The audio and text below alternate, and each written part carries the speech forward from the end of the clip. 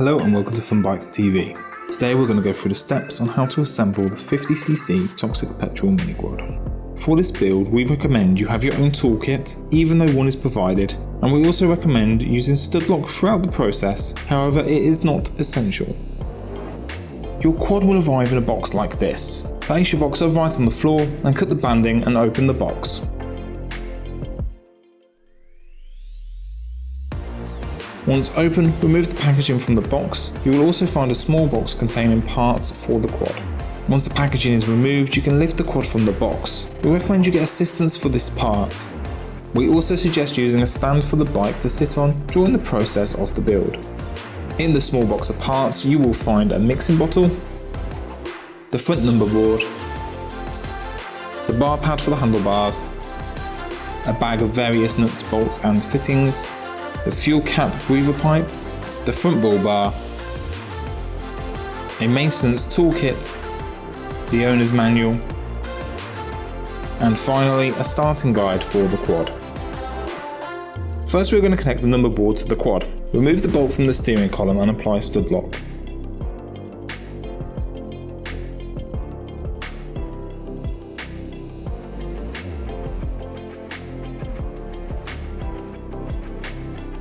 Then insert the bolt through the number board's bracket. Place the handlebars behind the steering column with the cables tucked under the steering column base.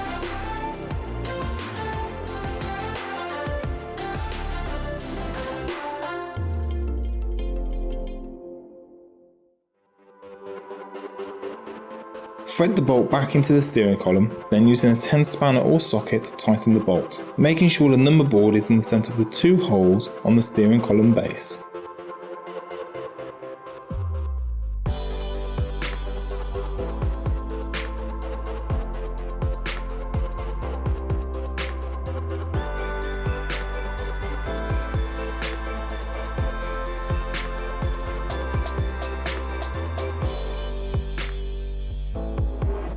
Now the number board is in place, we can attach the handlebars. From your pack you'll need 4 handlebar clamps. 2 have smooth bases and 2 have notches by the holes for the bolts to fit into. And you'll need 4 equal length bolts. Place one of the smooth clamps on the steering column, flat slide down. Then place the handlebars into this clamp. Place one of the 2 clamps with the notches on top of the handlebars and the bottom clamp. Thread one of the bolts through the 2 clamps to hold them in place. Apply a small amount of stud lock to one of the bolts and thread this through the clamps.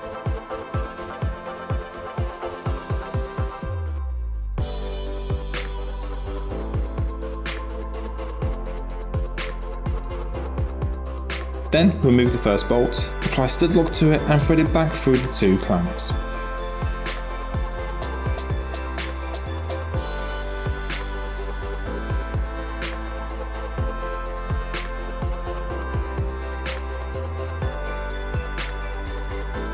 Repeat this process on the other side. As you do this, make sure the handlebars are aligned correctly using the notches in the handlebar as a reference. Using the 10 spanner or socket, tighten the 4 bolts evenly, making sure the gap between the 2 clamps is the same on both the front and the rear of the clamps.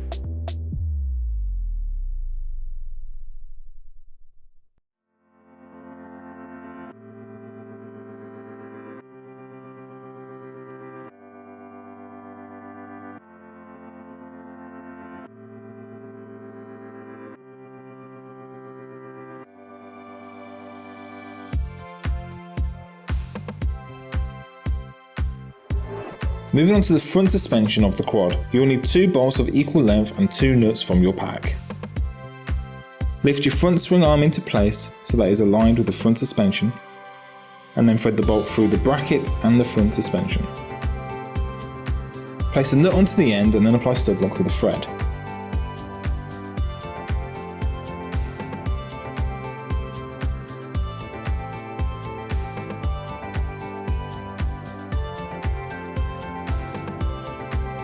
With a 10 and 13 spanner or socket, tighten these bolts. Then repeat this process with the other front suspension.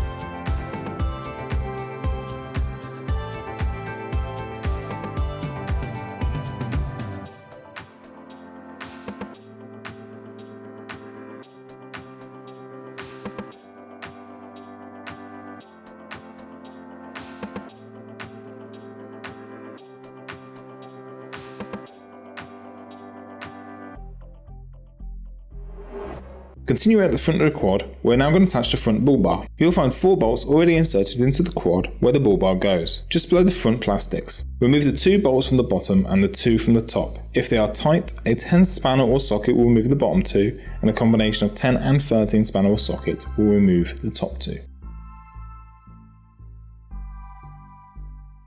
Put the bull bar from your box into place and attach the top 2 bolts loosely to hold it in place.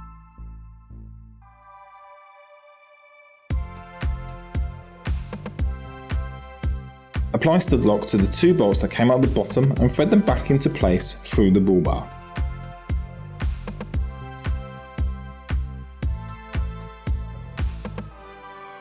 Then, using a 10 spanner or socket, tighten these 2 bolts .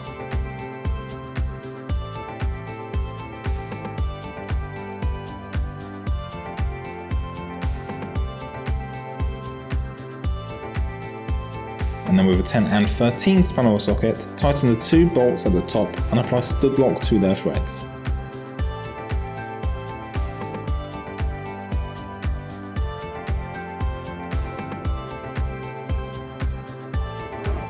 On the rear of the quad, you'll find a cable holding the rear axle in place. Cut the cable with some wire cutters, holding the rear axle, and lower it down carefully.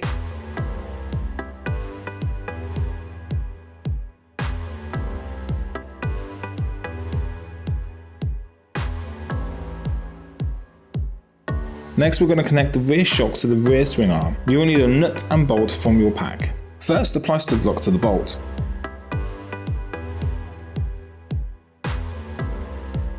Lower your rear suspension and lift your rear swing arm until the 2 meet and thread the bolt through the bracket and the suspension.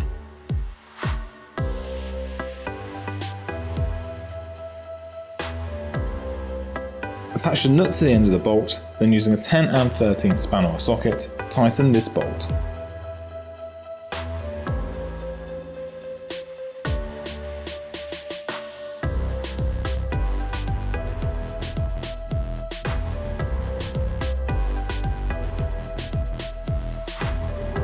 Taking your rear reflector from the pack, remove the nut from the back.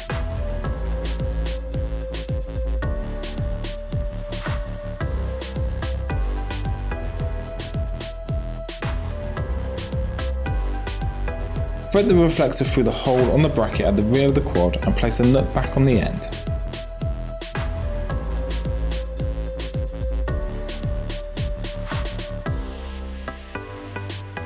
With an 8 spanner or socket, tighten the nut, making sure the reflector is square on the back of the quad. Moving to the top of the quad, attach your breather pipe to the fuel tank cap and thread the pipe down the front of the quad. Take the cover off the bar pad and then carefully cut down the centre of the pad with a pair of scissors.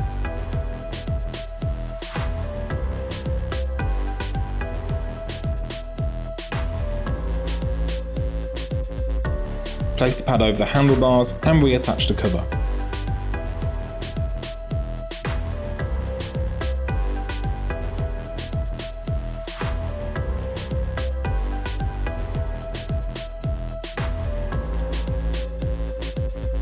You have finished the basics of building the bike, but we are now going to do a full nut and bolt check of the whole vehicle.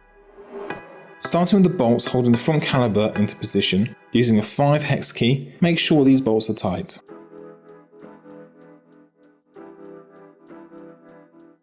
Using an 8 hex key and a 17 spanner, check your front kingpin bolt. Make sure your wheel can still turn freely and there isn't any up and down play in the axle.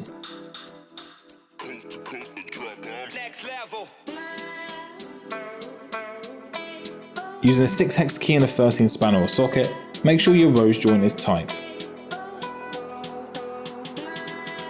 Once the bolts have been checked, apply stud lock to the end of the threads and repeat the process on the opposite side.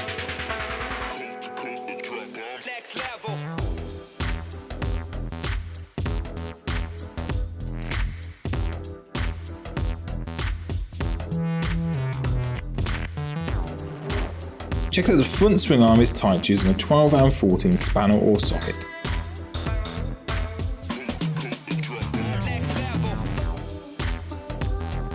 Using the 17 spanner or socket, tighten the steering column, making sure your quad still turns freely and apply stud lock to the end of the thread.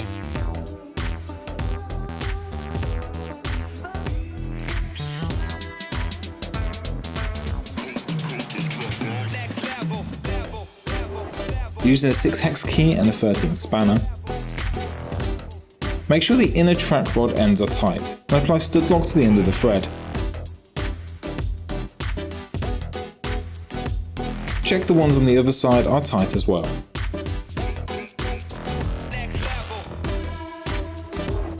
Tighten your front upper shock bolts using a 13 and 10 spanner or socket and apply stud lock to the threads.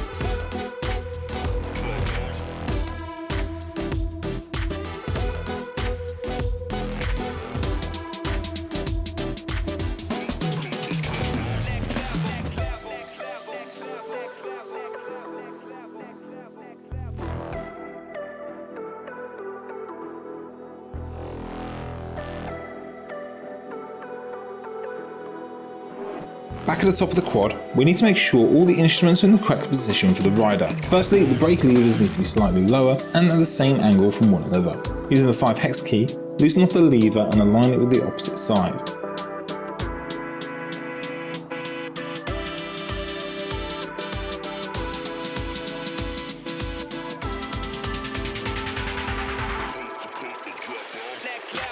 Then retighten, making sure not to over tighten as this can damage the lever.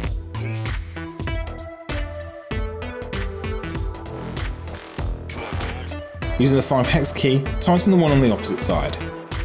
Position the kill switch so it's facing the rider, then tighten with a Phillips screwdriver.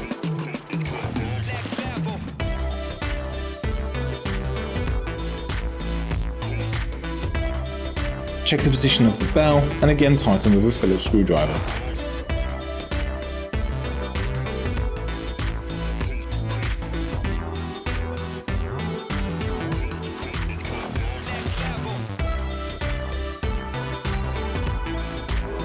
Make sure your light mounting brackets are tight using a 5 hex key and a 10 spanner. Don't over tighten these as it can damage the plastics.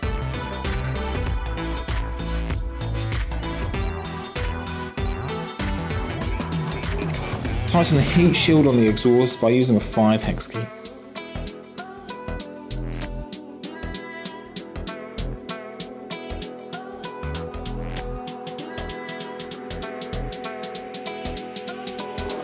Check the bolts on the footrest with a 5 hex key and a 10 spanner or socket. Again, don't over tighten these as it can damage the plastics, and repeat the process on the opposite side.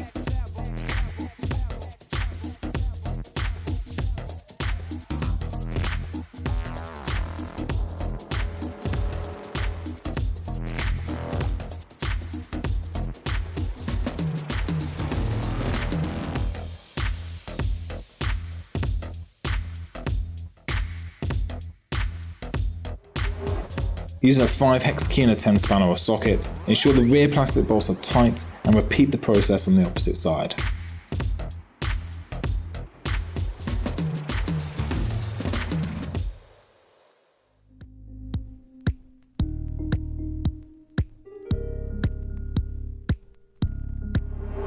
With a 4 hex key, make sure the heat shield is tight on the rear exhaust, and check the rear exhaust mounting bracket is tight using a 5 hex key and a 10 spanner or socket.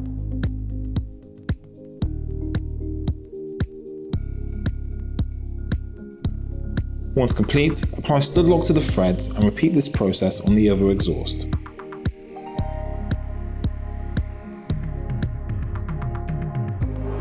Check the bolts in the chain guard using a 4 hex key.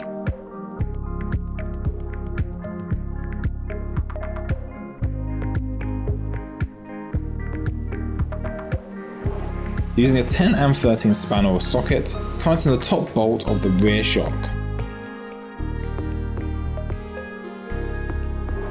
Ensure your rear brake caliper is tight using a 5 hex key, then with an 8 spanner, make sure the floating brake caliper is tight. This should move from side to side.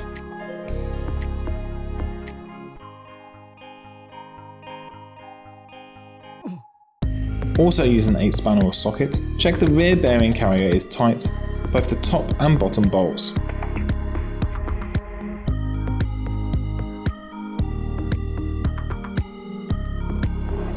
Using an 8 spanner and a 10 spanner or socket, check the rear sprocket is tight and apply stud lock to the end of the threads.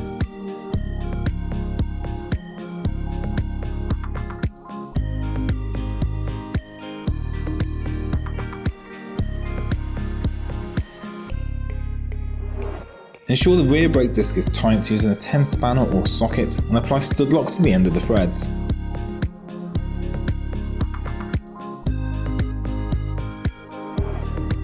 Tighten your rear swing arm with a 12 and 14 spanner or socket and apply stud lock to the end of the threads.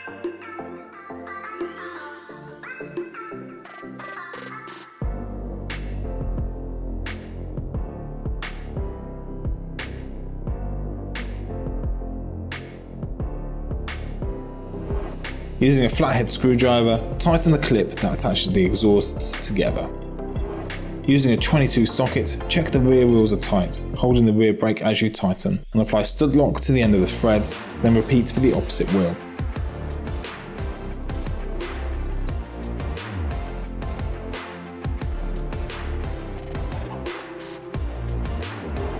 Then with a 19 socket, make sure the front wheels are tight, but check that they spin freely and have no side to side play. Be careful not to over tighten these as you can crush the bearings.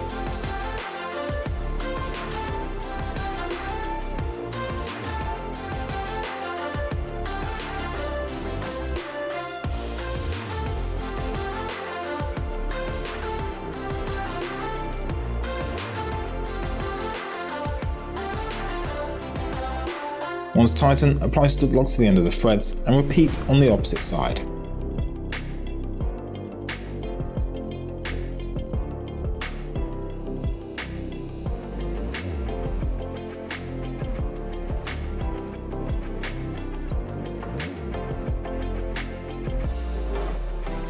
The build is now complete. Hope this guide has been some help to you. Please take your time to check the wheel alignment is correct, the tyre pressure is correct, and that the brakes are operating correctly before you ride. Many thanks for watching, and let the fun begin.